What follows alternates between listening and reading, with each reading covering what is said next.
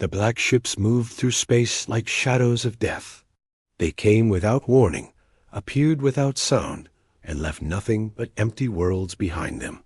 For 3,000 years, these ships had carried the Zephyrian Empire across the galaxy, turning every planet they found into another piece of their vast collection. Commander Vexstar stood 8 feet tall on the bridge of his flagship, the Shadow's Edge.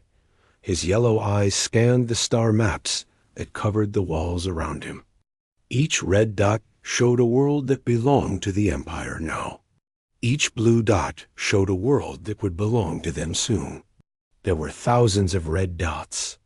The blue ones were getting fewer every day. His long claws clicked against the metal table. As he studied the reports, the mining world of Kepler 438b had fallen yesterday. It took only 6 hours from the first attack to complete surrender.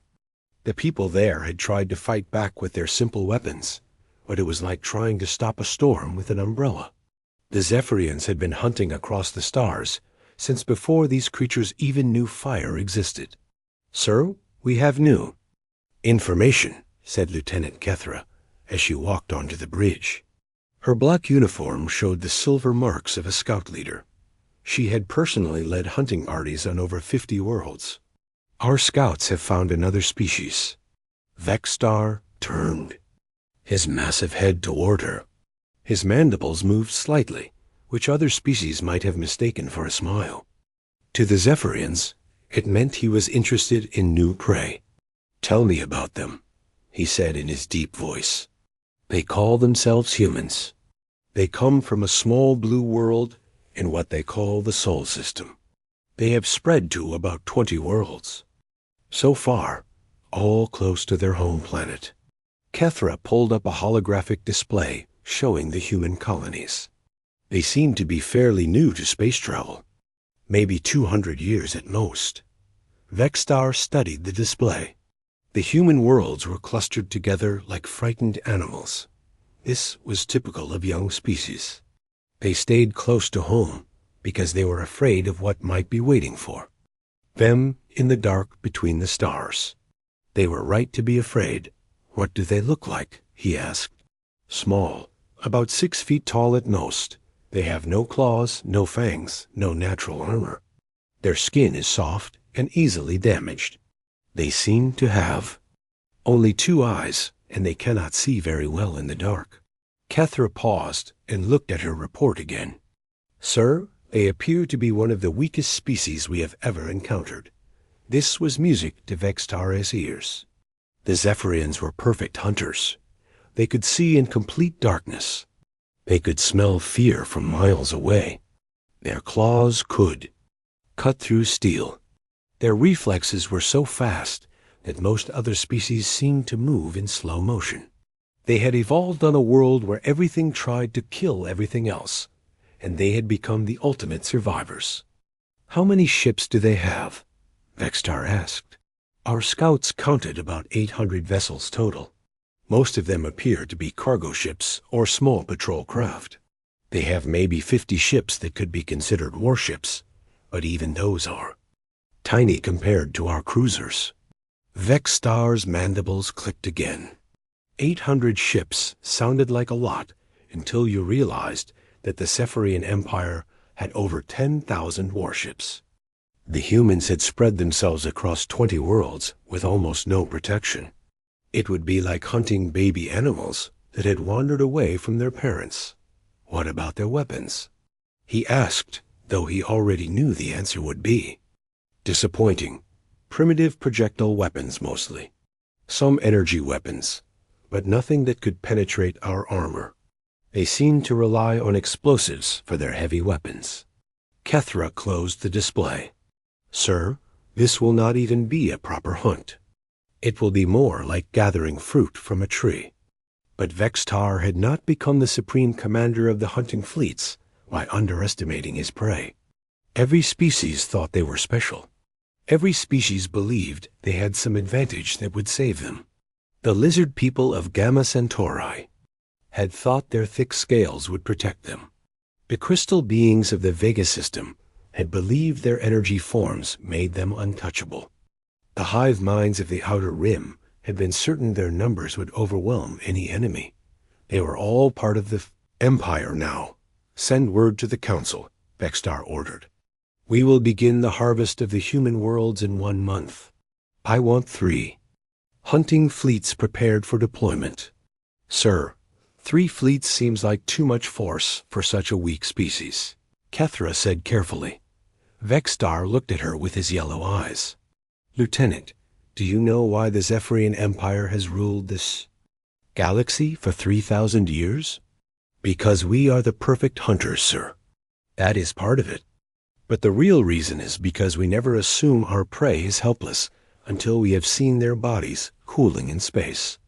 Every species has surprised us at least once. The humans will try to surprise us too. When they do, we will be ready. He turned back to the star map and pointed one claw at the small cluster of blue dots that represented human space. These creatures have spread to 20 worlds in only 200 years. That is very fast, even for a young species. It must be doing something right. What do you think it is, sir? I do not know yet, but we will find out. Vexstar's claws extended fully, gleaming in the dim light of the bridge. And when we do, it will not matter. Nothing has ever stood against the Empire. These humans will be no different. The Shadow's Edge continued its journey through the dark between the stars, carrying death toward a small blue world that did not yet know it had been marked for conquest. Behind it, 200 other ships followed in perfect formation. The greatest hunt in Zephyrian history was about to begin. Captain Jake Morrison was drinking his morning coffee when the universe changed forever. He sat in the captain's chair of the patrol ship Denver, watching the red surface of Mars slowly turn below them. It was supposed to be a quiet day. The most exciting thing on his schedule was a routine check of the mining stations on Phobos. Then the communication panel started screaming. Captain, we're getting an unknown signal on all frequencies, said Communications Officer Betty Clark. Her voice was tight with worry. It's coming from outside the solar system. Jake put down his coffee cup and walked over to her station. What kind of signal? It's a message, sir. And it's in perfect English. The entire bridge went quiet. Everyone knew what that meant. After 200 years of space travel, humans had never found another intelligent species. They had found plenty of planets with life, but nothing that could talk back. Now something was talking to them, and it already knew their language. Put it on the main screen, Jake ordered. The image that appeared made everyone on the bridge take a step backward. The creature was huge, maybe 8 feet tall, with yellow eyes that seemed to glow in the dark. Its skin was black and covered with what looked like natural armor. When it opened its mouth to speak, they could see rows of sharp teeth. People of Earth, the creature said in a voice like grinding metal. I am Commander Vexstar of the Zephyrian Empire.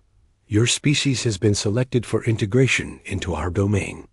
You have 1 standard day to surrender all military forces and prepare for processing. Resistance will result in the complete destruction of your worlds. The message ended, but the image stayed on the screen. Those yellow eyes seemed to be looking directly at each person on the bridge. Sir, whispered Pilot Officer Ron Hayes, what do we do? Jake looked around at his crew. They were all young. Most of them had never even seen combat. The Denver was a patrol ship, not a warship. It had enough weapons to deal with pirates or smugglers, but nothing that could fight whatever had sent this message. Get me Earth Command, Jake said. Priority Alpha Channel. Within minutes, Jake was looking at Admiral Lisa Carter on his screen. She was in the war room deep under the Rocky Mountains, surrounded by maps and displays showing every human ship. In space. Double quotes Jake. Please tell me you have some good news, she said. I'm afraid not, ma'am. The alien message was broadcast to every human world at the same time. They know where all our colonies are. Admiral Carter rubbed her forehead. How many ships are we looking at? Our deep space sensors are picking up at least 200 contacts. Moving toward the outer system. They're big, Admiral. Each one is about the size of our heavy cruisers. But they're moving faster than anything we've ever built. What about their demands? Jake looked back at his crew, then at the Admiral. Ma'am, with respect, I don't think surrender is really an option here. That thing on the screen didn't look like it was interested in negotiation. Admiral Carter nodded slowly. I agree. We're going to fight. Admiral, we have 300 ships total. Most of them are cargo vessels or light patrol craft like mine. Against 200 enemy warships, we don't stand much of a chance. Maybe not, she said, but we're going to make them work for it. I'm ordering all civilian ships to evacuate to the outer colonies. All military vessels are to report to Jupiter Station for fleet formation. We'll make our stand there.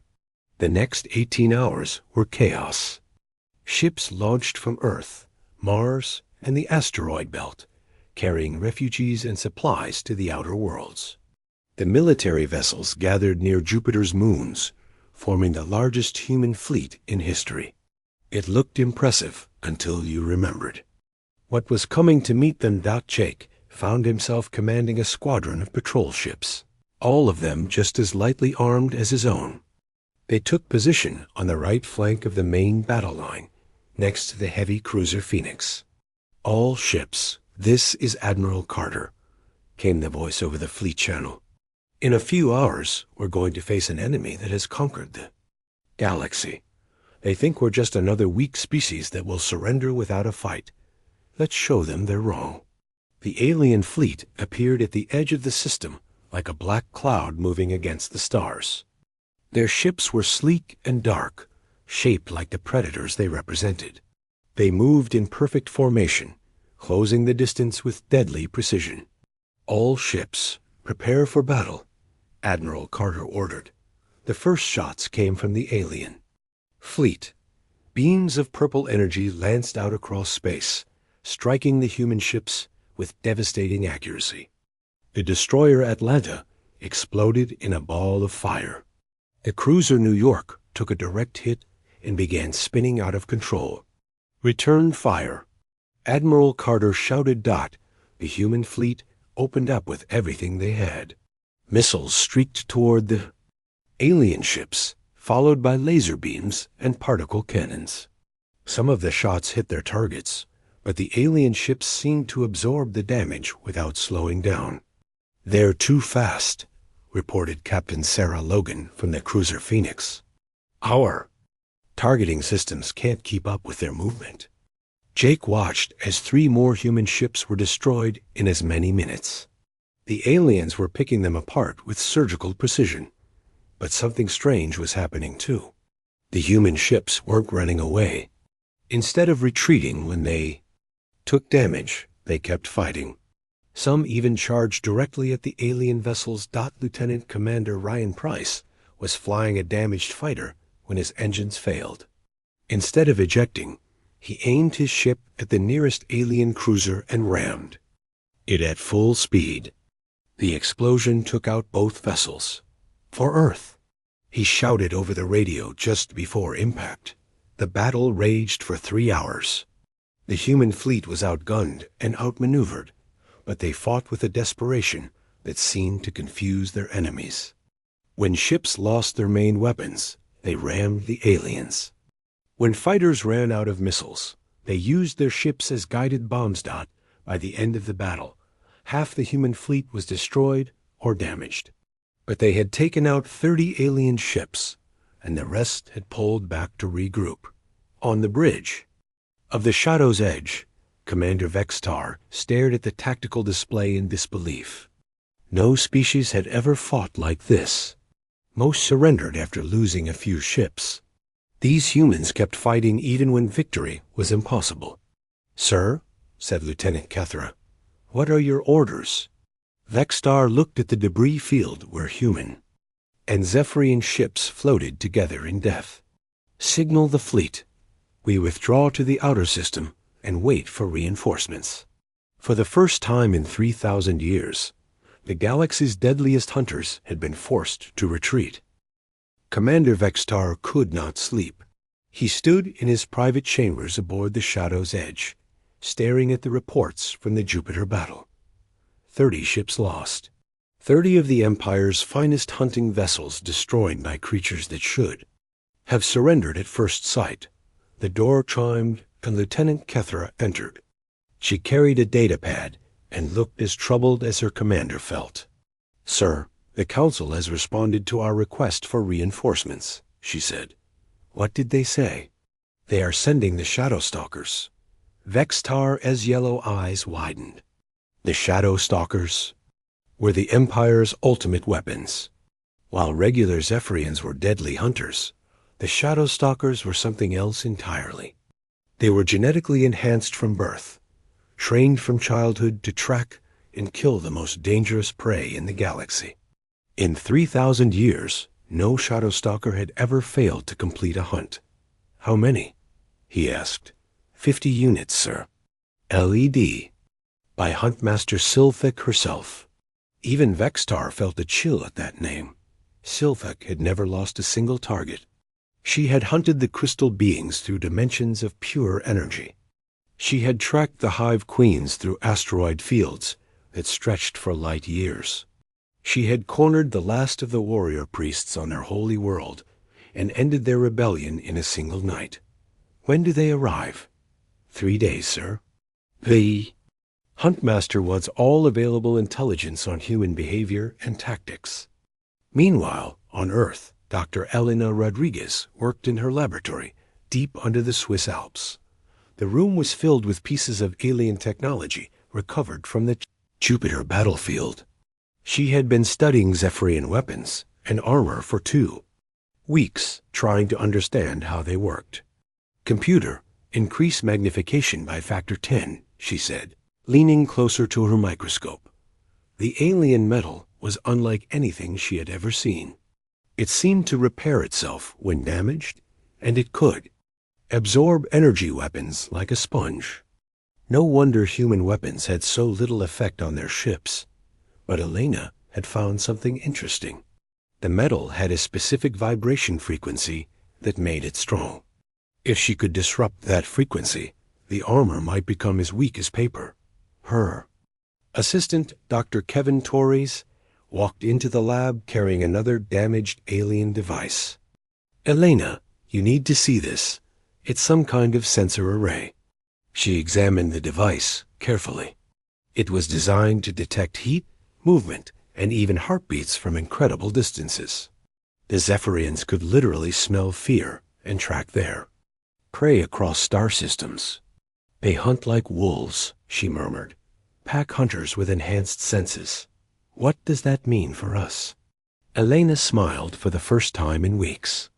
"It means they expect their prey to run in predictable patterns.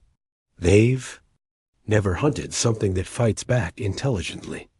Across the city, Colonel Pete Johnson was training the first human Special Forces units in a converted subway tunnel. These men and women had volunteered for the most dangerous mission in human history. They would be dropped behind enemy lines to disrupt Zephyrian operations. "Listen up," Pete told his squad. "Everything we know about conventional warfare is useless against these aliens. They're faster, stronger, and better armed than us, so we're not going to fight them conventionally." He pulled up a holographic display showing Zephyrian ship layouts, recovered from wreckage. "They're used to hunting species that rely on superior technology or natural advantages. But humans have something different. We adapt. We improvise. We use what we have to fight what we face." Sergeant Amy Baker raised her hand. "Sir, what exactly are we supposed to use against creatures that can tear through steel with their bare claws?" Pete grinned. "Everything. Mining explosives, industrial chemicals, construction equipment, kitchen knives if we have to. The aliens expect us to fight like soldiers. Instead, we're going to fight like angry humans defending our homes." The special Training continued for days. They learned to make weapons from household items. They practiced moving through cities without being detected. They studied alien psychology and behavior patterns. Meanwhile, the Zephyrian reinforcements arrived. Huntmaster Sulfek stood on the bridge of her ship, the Silent Death, reviewing the intelligence reports. She was smaller than most Zephyrians, but her reputation made even veteran warriors nervous. "Interesting," she said in her quiet voice. "These humans do not behave like proper prey." "What do you mean, Huntmaster?" Asked her second in command. "Look at these battle reports. When their ships are damaged, they do not retreat to preserve their lives. They attack more aggressively. When they are outnumbered, they do not surrender. They find ways to take enemies with them when they die." She studied video recordings of human fighters ramming Zephyrian ships. This is not normal prey behavior. Prey runs when cornered. Prey tries to survive. These creatures seem to prefer death to defeat. Perhaps they are simply stupid, Huntmaster. No, stupid species do not spread to 20 worlds in 200 years. These humans are dangerous because they think differently than any prey we have ever hunted. Silthik began planning her assault on the human colonies. She would start with the weakest targets and work her way up to Earth itself. But first, she wanted to study human behavior under extreme stress. The mining colony on Titan would be perfect. It had only 50,000 inhabitants and minimal defenses. She would land hunting parties there and observe how humans reacted when their families were threatened. "Prepare the assault transports," she ordered. "We begin the real hunt tomorrow." Back on Titan, Miner Jack Wilson was finishing his shift when the alarm started screaming. He looked up at the sky and saw dark shapes moving against the stars. The aliens had found them. "Sarah, get the kids to the shelter," he shouted to his wife over the radio. "This is what we trained for." All across the colony, humans began implementing the defense plans they had drilled for weeks. They turned off all lights to make targeting difficult. They opened the gas lines in the mining tunnels to create a maze of potential explosions. They armed themselves with whatever they could find. The shadow stalkers landed expecting to find terrified prey hiding in their homes. Instead, they found a species that had turned their entire world into a trap. The real war was about to begin. The attack on New Geneva Colony was supposed to be a demonstration of Zephyrian superiority. Huntmaster Silthik had chosen the target carefully. It was a peaceful farming world with only 200,000 inhabitants.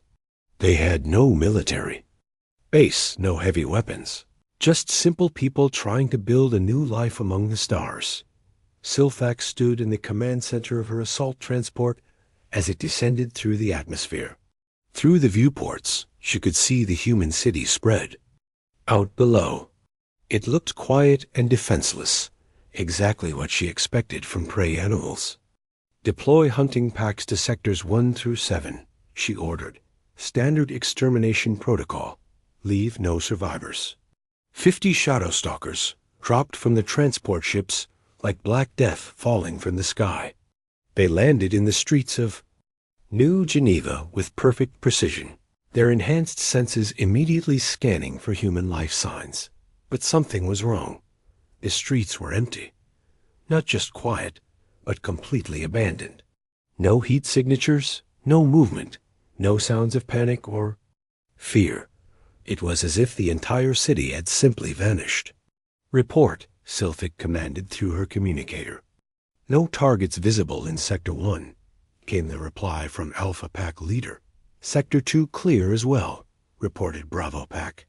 "Sectors 3 through 7 show no signs of life," added Charlie Pack. Silthik frowned. Her sensors had detected over 50,000 humans in this city just hours ago. They could not have evacuated that quickly without her ships detecting the movement. "Move to the residential district," she ordered. "They must be hiding in their homes."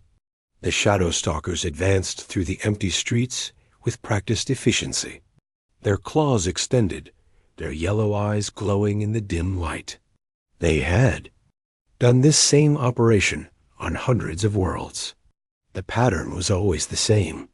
The prey would hide in their shelters, hoping the predators would pass them by. It never worked. Pack leader Zethel reached the first house and smashed through the door with his massive fist. Inside, he found furniture arranged normally, food still warm on the table, but no people. He moved from room to room, his enhanced hearing picking up every small sound. Nothing. He was about to leave when he heard a tiny noise from the basement. His mandibles clicked with satisfaction. There they were, cowering below ground like the scared animals they were. Zethel descended the stairs slowly, enjoying the hunt. At the bottom, he found a small storage room with the door slightly open. He could smell human fear from inside. He kicked the door open and stepped inside. The explosion threw him backward through 3 walls. The basement had been filled with mining charges connected to a motion sensor. As Zethel lay dying in the rubble, he heard something that chilled his warrior's heart. Laughter, human laughter, coming from somewhere above him. 1 down, 49 to go, said a voice over hidden speakers throughout the city. Sergeant Amy Baker watched from her concealed position in the water treatment plant as the alien hunter died in the explosion. She and her team had spent 3 weeks preparing New Geneva for this moment. Every building was a potential trap. Every street corner could hide an ambush. Every innocent-looking object might explode when touched. "Nice work, Charlie team," she said into her radio. "Bravo team, your target is approaching the school. Be ready." The shadow stalkers had spread out across the city, checking each building systematically. They were good hunters, but they were used to hunting frightened prey that made mistakes. They had never faced prey that hunted them back. Private Tony Lewis crouched in the ruins of the old library, a homemade bomb in his hands. It was built from fertilizer, fuel, and electronic parts from a broken television. His grandfather had taught him how to make explosives during the mining strikes back on Earth. Tony had never imagined he would use that knowledge to fight aliens. A shadow stalker appeared at the library entrance, its massive form silhouetted against the morning light. It moved with deadly grace, scanning the interior with its enhanced senses. Tony held his breath and waited. The alien stepped on the hidden pressure plate that Tony had installed near the door. The explosion brought down half the building, burying both human and alien under tons of concrete and steel. "Tony's got one," Amy reported to her team. "Alpha team, watch your 6. There's another hunter coming up behind you." The battle for New Geneva had become a deadly game of cat and mouse, except the mice had learned how to bite back. The humans used their knowledge of the city against the invaders. They moved through sewers and maintenance tunnels that the aliens did not know existed. They attacked from directions that should have been impossible. Huntmaster Silthak watched her tactical display with growing alarm. In 2 hours, she had lost 15 shadow stalkers. These were warriors who had never failed. A mission, killed by creatures that should have been helpless against them. "How are they doing this?" she demanded of her tactical officer. "They are not fighting like any prey species we have encountered," came the reply. "They seem to know exactly where our forces are positioned, and they are using the environment as a weapon." On the display, another shadow stalker icon went dark. This one had been killed when a human somehow caused a gas explosion in the underground tunnels, collapsing an entire city block. Silthak had seen enough. "All units, withdraw to the landing zone. We are leaving this world." "But Huntmaster, we have not completed the extermination." "No," Silthak said quietly, staring at the tactical display. "We have not, and I am beginning to think we never will." As the Zephyrian transports lifted off from New Geneva, Amy Baker emerged from her hiding place. The city was in ruins, and many good people had died, but they had done something impossible. They had made the galaxy's deadliest hunters retreat. "Command. This is Sergeant Baker," she said into her radio. "New Geneva is secure. The enemy has withdrawn." "Copy that, Sergeant." "How many casualties?" Amy looked around at the destroyed city where she had grown up. "Too many. But we showed them something today. We showed them that humans do not go quietly into the night." Word of the victory at New Geneva spread across human space like wildfire. For the first time since the war began, people had hope. The aliens could be beaten. The galaxy's deadliest hunters were not invincible. After all, they were just another enemy that could bleed. 1 year had passed since the first Zephyrian ships appeared at the edge of human space. The galaxy was no longer the same place it had been before that day. The war had changed everything. Admiral Lisa Carter stood on the observation deck of Deep Space Station 7, watching as human and Zephyrian representatives prepared for the final peace negotiations. A year ago, she would never have believed this moment was possible. The galaxy's deadliest hunters, sitting across a table from their supposed prey, discussing terms of surrender. But it was not the Zephyrians who were surrendering. Commander Vextar entered the negotiation room with what remained of his pride. His once mighty fleet had been reduced to barely 100 ships. Half of his hunting packs were dead or missing. The Shadow Stalkers, the Empire's ultimate weapons, had suffered their first defeats in 3,000 years. But the real damage was not to ships or soldiers. It was to the Empire itself. Word of human resistance had spread across the galaxy faster than Zephyrian ships could travel. Species that had been conquered centuries ago suddenly remembered what freedom felt like. Rebellions erupted on dozens of worlds. The lizard people of Gamma Centauri threw off their chains. The crystal beings of Vega System began to fight back. Even the peaceful traders of the Outer Rim picked up weapons for the first time in generations. "You have destroyed everything we built," Vextar said as he took his seat across from Admiral Carter. "No," she replied calmly. "We showed the galaxy that your empire was built on fear. Once that fear was gone, everything else collapsed on its own." Huntmaster Silthic sat beside her commander, her yellow eyes fixed on the humans across the table. She had studied these creatures for months, trying to understand what made them different from every other species the Empire had conquered. "How did you know?" she asked suddenly. "How did you know that we could be beaten?" Captain Jake Morrison, now promoted to Admiral after his actions at Jupiter, looked at the legendary hunter who had never lost a prey until she met humans. "We did not know. We just knew that we were not going to give up without trying. That makes no sense. Every species tries to survive. Every species fights when cornered. You did something else." Jake thought about all the battles they had fought. The desperate ramming attacks at Jupiter. The improvised explosives at New Geneva. The mining ships that had been converted into weapons. The civilians who had picked up guns to defend their homes. "We did not fight to survive," he said finally. "We fought for the right to exist. There is a difference." Dr. Elena Rodriguez had been working with captured Zephyrian technology for months. Her research had led to new defensive systems that other species could use to protect themselves. She looked up from her datapad and spoke to Silthic. "Your people are incredible hunters. Maybe the best in the galaxy. But you made one mistake. You thought being the strongest meant you had the right to rule everyone else."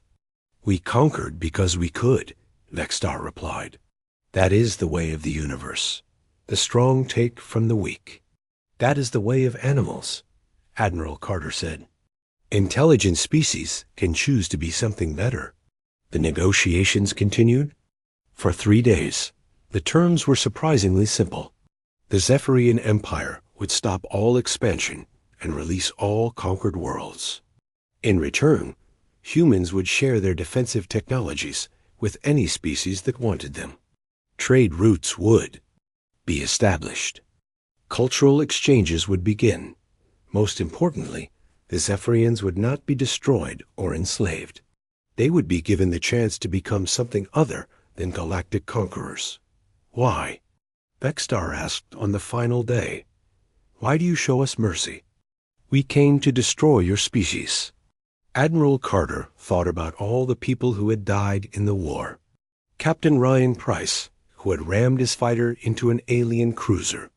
Private Tony Lewis, who had sacrificed himself to take out a shadow stalker. Thousands of others who had given their lives to protect their families and their freedom.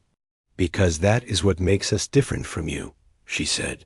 We fight to protect, not to conquer. We build up, not tear down. We believe that every species deserves the chance to grow and become something better than they were yesterday. 6 months later, Admiral Jake Morrison stood on the bridge of the starship Independence as it prepared to leave the solar system. Their destination was the Andromeda Galaxy, where human scouts had detected signs of intelligent life. This time, they were going not as conquerors, but as explorers. Admiral, all systems are ready for jump, reported Navigation Officer Carol Smith. Take us out, Carol. Let us go see what is waiting for us among the stars. Behind them, Earth grew smaller in the viewports. The planet was no longer the isolated world it had been 2 years ago. Ships from dozens of species now visited regularly. The old Zephyrian slave worlds were rebuilding as free nations. Trade and knowledge flowed between systems that had never spoken to each other before. The age of conquest was over. The age of cooperation had begun. On the bridge of the Shadow's Edge, now serving as a research vessel rather than a warship, Vexstar worked alongside human scientists to develop new technologies. It felt strange to be building instead of destroying, but he was beginning to understand why the humans had fought so hard to protect this way of life. Commander, we are receiving a message from the Vega system, reported his communication officer. The crystal beings are requesting help with their terraforming project. Tell them we will arrive within the week, Vexstar replied, and send word to the human colonies. They will want to send representatives as well. Huntmaster Silthak had retired from active duty and now taught at the new Interspecies Academy on Mars. Her students came from dozens of different worlds, all learning how to defend their homes without becoming the very thing they were fighting against. The humans taught us something important, she told her class of young Zephyrians. Being the deadliest hunter in the galaxy means nothing if you have no one left to hunt. One of her students raised a claw. But teacher, were the humans really stronger than us? Silthak looked out the window at the red landscape of Mars, where human and alien children played together in the dome cities. No, young one. They were not stronger. They were not faster. They were not better armed. But they had something we had forgotten existed. What was that? Hope. They believed that tomorrow could be better than today. And they were willing to fight and die to make sure everyone else had that same chance. The galaxy's deadliest hunters had finally met their equal. But in the end, they had found something much more valuable than another conquest. They had found teachers who showed them how to be something greater than predators. They had learned how to be civilized.